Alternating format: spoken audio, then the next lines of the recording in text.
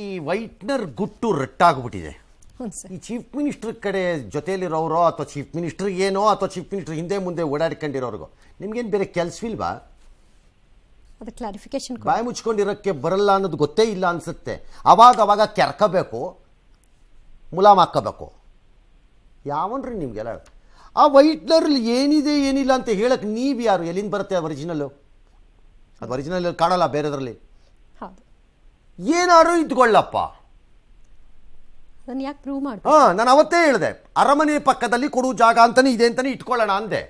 ಕೇಳಬಾರ್ದು ಅನ್ನೋದೆಲ್ಲಿ? ಬೇಕಿದ್ರೆ ಕೋರ್ಟ್ಗೆ ಒರಿಜಿನಲ್ ಪೇಪರ್ ಕೊಟ್ರಾಯ್ತಪ್ಪ. ಆಹಾ, ದುಶ್ಮನ್ಗಳ ಕಹಾಯ್ ಅಂದರೆ ಮಿಸ್ಟರ್ ಚೀಫ್ ಮಿನಿಸ್ಟರ್ ಬೇಡವೇ ಬೇಡ, ಅಕ್ಕಪಕ್ಕನೇ ಇದ್ದಾರೆ, ಇಟ್ಕೊಂಡು ಅಪ್ಕೊಂಡು ಮುದ್ದಾಡಿ ಅದನ್ನು ನೋಡ್ಬಿಟ್ಟು ಅದ್ರಲ್ಲಿ ಏನಿದೆ ಗೊತ್ತಾ ಅಂತ CM ಏನು ಚೀಫ್ ಇನ್ವೆಸ್ಟಿಗೇಷನ್ ಆಫೀಸರ್ ಇವರು CIO ಲೈಟ್ ಬಿಟ್ಟು ತೋರಿಸಿದ್ದಾರೆ ಸರ್, ಮಾಡಿದ್ದಾರೆ. ಅದಕ್ಕೆ ಕುಮಾರಸ್ವಾಮಿ ಒಂದು ರೆಸ್ಪಾನ್ಸ್. ಆ ಮುಖ್ಯಮಂತ್ರಿಗಳಿಗೆ ಇನ್ನೂ ಆ ಮಾಡಿರ್ತಕ್ಕಂಥ ತಪ್ಪಿನ ಅರಿವಿಲ್ವಾ? ಯಾರು ಅವ್ರ ಹೆಂಡತಿ ಜಾಗನ, ಅವ್ರ ಬಾಮೈದನ ಜಾಗನ? ಮೊದಲು ಜಾಗ ಯಾರ್ದು ಅಂತ ಹೇಳಿ ಸುಳ್ಳು ದಾಖಲೆ.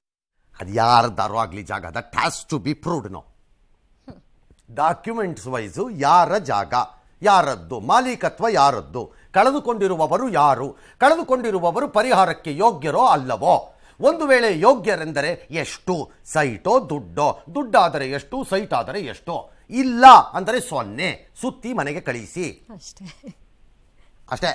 ಇದು ಬಿಟ್ಟು ಬೇರೆ ಎಲ್ಲ ನಡೀತಾ ಇದೆ ಸರ್, ಮಿಕ್ಕೆಲ್ಲ ಮಾಡ್ತಾರೆ. ವೈಟ್ನರ್ ಹಿಂದಿಂದಕ್ಕೆ ಟಾರ್ಚ್ ಬಿಟ್ಕೊಂಡು ಹೋದ್ರಂತೆ. ಯಾರ್ರೀ ಅವರು?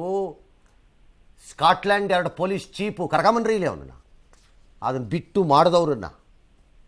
ಆಹಾ, ಅಲ್ಲೇನೋ ನೋಡಿ, ED CBI IB ಗಿಬಿಲಿ ಒಂದು 6-7 ಪೋಸ್ಟ್ ಖಾಲಿ ಇದೆಯಂತೆ, ಕಳಿಸ್ರಪ್ಪ ಇವ್ರನ್ನ.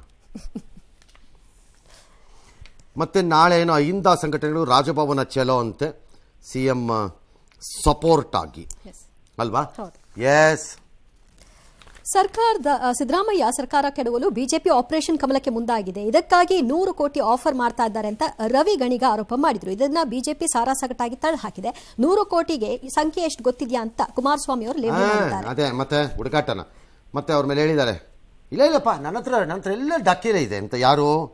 ಈ ಮಂಡ್ಯ MLA ಇದ್ರೆ ಸುಮ್ಮನೆ ಮರ್ಯಾದೆಯಿಂದ ಜನರ ಮುಂದೆ ಇಟ್ಟುಬಿಡಿ. ಇಲ್ವಾ ಸಂಬಂಧಪಟ್ಟ ತನಿಖಾ ಸಂಸ್ಥೆ ಕೊಡಿ, ಇಲ್ವಾ ಕೇಸ್ ರಿಜಿಸ್ಟರ್ ಮಾಡಿ. ಸುಮ್ಮನೆ ಆಮೇಲೆ ನಿಧಾನಕ್ಕೆ ಜೋಕರ್ ಆಗಬೇಡಿ. ಎಲ್ಲರಂತೆ ಇವರು ಒಂದು ಹೇಳಿಕೆ ಕೊಟ್ಟು slowly you are going to become a joker. ಹಿಂಗೆ ಆದರೆ ಸೀರಿಯಸ್ನೆಸ್ ಬರಲ್ಲ. ಚಾಯ್ಸ್ ನಿಮ್ಮದು.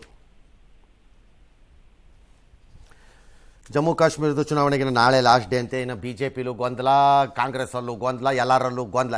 ಗೊಂದಲ ಮಾಡ್ಕೊಳ್ಳಿ, ಸುಮ್ಮನೆ ರೀ. ಆ ರಾಜ್ಯನೇ ಗೊಂದಲದ ರಾಜ್ಯ. ಇನ್ನು ಅದರಲ್ಲಿ ಇವೆಲ್ಲ ಇರಲ್ವಾ? ಇರುತ್ತೆ. ಎಸ್. ನಾಳೆ ನಿಗದಿಯಂತೆ KPSC ಗೆಜೆಟೆಡ್ ಪ್ರೊಫೆಷನರ್ ಪರೀಕ್ಷೆ ಮುಂದೂಡಿಕೆ ಆಗಬೇಕು ಅಂತ ಕೆಲವರು ಒತ್ತಾಯ ಮಾಡಿದ್ರು. ಆದರೆ ಸರ್ಕಾರ ಅದನ್ನು ತಳ್ಳಿ ಹಾಕಿ ನಾಳೆ ನಿಗದಿಯಂತೆ ಪರೀಕ್ಷೆ ನಡೆಯುತ್ತೆ, ಎಲ್ಲ ಫೆಸಿಲಿಟಿಯನ್ನ ಮಾಡುವಂತೆ ಸೂಚನೆ ಆಯ್ತಪ್ಪ. ವಿಪರೀತ ಗೋಜಲು ಗೊಂದಲದ ಮಧ್ಯೆ ಯಾರಿಗೆ ಅನ್ಯಾಯ ಆಯ್ತೋ ಯಾರಿಗೆ ಅನ್ಯಾಯ ಆಗಿಲ್ವೋ ನಂಗೆ ಗೊತ್ತಿಲ್ಲ. ಒಟ್ಟಲ್ಲಿ ನಾಳೆ ಎಕ್ಸಾಮ್ ಇದೆ, ಬರೆಯೋರು ಚೆನ್ನಾಗಿ ಬರೀರಿ. Yes. Rajinikanth. Super star Rajinikanth ನೀಡಿದ ಹೇಳಿಕೆಯೊಂದು ತಮಿಳುನಾಡು ರಾಜಕಾರಣದಲ್ಲಿ ಬಿಸಿ ಬಿಸಿ ಚರ್ಚೆ. ದಿವಂಗತ ಕರುಣಾನಿಧಿ ಅವರ ಕೃತಿಯೊಂದರ ಲೋಕಾರ್ಪಣೆ ಕಾರ್ಯಕ್ರಮದಲ್ಲಿ ಅವರು ಪಾಲ್ಗೊಂಡಿದ್ರು. ಸ್ಟಾಲಿನ್ ನಾಯಕತ್ವವನ್ನ ಹಾಡಿ ಹೋಗಲಿದ್ರು. ಒಬ್ಬ ಟೀಚರ್ ಹೊಸ ವಿದ್ಯಾರ್ಥಿಯನ್ನ ಸರಿದಾರಿಗೆ ತರುವುದು ದೊಡ್ಡ ಕೆಲಸ ಅಲ್ಲ, ಆದ್ರೆ ಹಳೆಯ ವಿದ್ಯಾರ್ಥಿಗಳನ್ನ ಸಮನ್ವಯ ಮಾಡೋದು ಸುಲಭದ ಕೆಲಸ. ದೊರೈ ಮುರುಗನ್ ಅಂದ್ರು ಅಂದ್ರೆ ಉದಯನಿಧಿ ಸ್ಟಾಲಿನ್ಗೆ ಹೋಲಿಕೆ ಮಾಡಿ. ಅದಕ್ಕೆ ದೊರೈ ಮುರುಗನ್ ನೀವೆಲ್ಲ ಹಿರಿಯ ಆಕ್ಟರ್ಗಳು ಜಾಗನೇ ಬಿಟ್ಕೊಡ್ತಿಲ್ಲ, ಜಾಗನೇ ಸಿಗ್ತಿಲ್ಲ ಅಂತ ಇವ್ರು ಬಿಟ್ರು ರೈಲನ್ನ. ಇಬ್ರು ಫ್ರೆಂಡ್ಸ್ ಅವರು, ಅದನ್ನು ಹೇಳಿದ್ದಾರೆ ಸರ್. ಅವರಿಬ್ರು ಫ್ರೆಂಡ್ಸ್, ವೆರಿ ಗುಡ್ ಫ್ರೆಂಡ್ಸ್ ಇಬ್ರುವೆ. ಹಂಗಾಗಿ ನೀವೇ ಸಾಲ್ವ್ ಮಾಡ್ಕೊಳ್ಳಿ. ಮುಜುಗರ ಆಗತ್ತೆ ಅಂತಿದ್ರೆ ಒಂದ್ಸರಿ ಡಾಕ್ಟರ್ ಪರಮೇಶ್ವರ್ ಫೋನ್ ಮಾಡಿ, ರಜನಿ ಸರ್ ಇದು ಮುಜುಗರ ಹೇಗಾಗತ್ತೆ ಅಂತ ಕೇಳ್ಕೊಳ್ಳಿ. ಕೋಲ್ಕತ್ತಾ ಅತ್ಯಾಚಾರ ಪ್ರಕರಣಕ್ಕೆ ಒಂದು ವಿಷಯ, ಇನ್ನೊಂದು ಟ್ವಿಸ್ಟು. ಅವನು ಹೇಳ್ತಾನೆ, ನಾನು ಅದೆಲ್ಲ ಮಾಡಿದೆ, ಅದೇನೋ ಬರೋಷ್ಟೊಳಗೆ ಅವಳು ಸತ್ತೋಗ್ಬಿಟ್ಟಿದ್ಲು, ಹಾಗೆ ಹೀಗೆ ಅಂತೆಲ್ಲ ಬಿಡ್ತಾ ಇದ್ದಾನೆ ರೈಲ್ನ. ಇವರನ್ನೆಲ್ಲ ಇಂಥ ನರಿಗಳು ಇದ್ರ ಥರದ್ದು ಇವುಗಳನ್ನೆಲ್ಲ ಸಾಕ್ತಿದ್ದೀವಲ್ಲ ನಾವಿನ್ನೂ. ಅದಕ್ಕೆ ಹಿಂಗಾಗಿರೋದು. ವಿವರ ಬೇರೆ ಇವನು. ಅಸ್ಸಾಂನಲ್ಲೊಂದು 10ನೇ ಕ್ಲಾಸ್ ಮಗು ಆಂಟಿಂಗ್ ಕೇಳಿದಂತೆ ಅತ್ಯಾಚಾರ ಅಂದರೆ ಏನು ಅಂತ. ಅದಕ್ಕೆ ಗೊತ್ತೇ ಇಲ್ಲ ಪಾಪ. 10ನೇ ಕ್ಲಾಸ್ ಮಗು ಗೊತ್ತಾಗಿರಲ್ವಾ? ಈಗೆಲ್ಲ 10ನೇ ಕ್ಲಾಸ್ ಮಗು ಅಂದರೆ ಆಲ್ಮೋಸ್ಟ್ 14 ವರ್ಷ. ಹೆಚ್ಚು ಕಡಿಮೆ ಮೆಚುರಿಟಿ ಮೇಜರ್ ಬಂದ್ಬಿಟ್ರಲ್ವ ಅವುಗಳು. ಈಗೆಲ್ಲ ಅರ್ಲಿ ಬೇರೆ ಹೆಣ್ಮಕ್ಳುಗಳಿಗೆ. ಏನೋ ಆಮೇಲೆ ಪಾಪ ಅವರೇನೋ ಅಂದ್ಕೊಂಡಿದ್ದಾರೆ, ಅಯ್ಯೋ ಆ ಮಗು ಕೇಳಿತು ನನಗೆ ಅರ್ಥನೇ ಆಗಿರಲಿಲ್ಲ ಅಂತ, ಅದ್ರ ಮೇಲೂ ಆದಂಗಿದೆ ಅಂತ ಸುದ್ದಿ. ಹೌದು ಆಗಿದೆ. ಇನ್ನು ಕೇರಳದು ಫಿಲಮ್ ಗಲಾಟೆ, ಮಲಯಾಳಂದು ಯಾರ ಜಯಸೂರ್ಯ, ಮುಖೇಶು, ಮಣಿಯನ್ ಪಿಳ್ಳೆ, ರಾಜು, ಇಡವೆಲ, ಬಾಬು ಎಲ್ಲ ನಂಗೆ ಕಿರ್ಕೊಳಕ್ಕೆ ಕೊಟ್ಟಿದ್ರು ಅಂತ ಯಾರೋ ನಟಿ ಇನ್ನೊಬ್ಬರು ಮೀನು ಮುನೀರ್ ಆರೋಪ ಮಾಡಿಬಿಟ್ಟಿದ್ದಾರೆ. ಮತ್ತು ಅದ್ಯಾವುದೋ ಸಿದ್ದಿಕ್ಕಿ ಅಂತ ಯಾರೋ, ಆಮೇಲೆ ನಟಿ ರೇವತಿ ಸಂಪತ್ತು, ಇದೀಗ ಇನ್ನೊಬ್ಬ ನಟ ಯಾರೋ ರಿಯಾಜ್ ಖಾನ್ ಅಂತ, ಅವನ ಮೇಲೂ ಆರೋಪ, ಎಲ್ಲರ ಮೇಲೂ ಆರೋಪ. ಅವರೆಲ್ಲ ಏನು ಹೇಳಿದ್ದಾರೆ, ನಮ್ದೆಲ್ಲ ಏನೂ ಇಲ್ಲ, ಎಲ್ಲ ಸುಳ್ಳು ಅಂದಾಗಿದೆ. ಆಯ್ತಾ, ಹೆಣ್ಮಕ್ಳು ನೀವು ಹೇಳಿದ್ದೆಲ್ಲ ಸುಳ್ಳು ಅಂತ ಹೇಳಾಗಿದೆ. SIT ರಚನೆ ಸರ್ಕಾರದವ್ರು ಒಂದು SIT ಮಾಡಿದ್ದಾರೆ.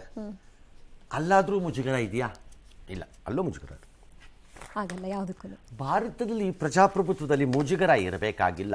ಒಂದು ವೇಳೆ ಮುಜುಗರ ಎಂಬುದು ಏನಾದರೂ ಇದ್ದರೆ ದುಷ್ಟರಿಗೆ, ಕಂತ್ರಿಗಳಿಗೆ, ಕಚಡಗಳಿಗೆ, ಸ್ವಾರ್ಥಿಗಳಿಗೆ, ಭ್ರಷ್ಟರಿಗೆ, ದರೋಡೆಕೋರರಿಗೆ ಅವರಿಗೆ ವೋಟ್ ಹಾಕಿದ್ದಕ್ಕೆ ನಮಗಿರಬೇಕಷ್ಟೆ.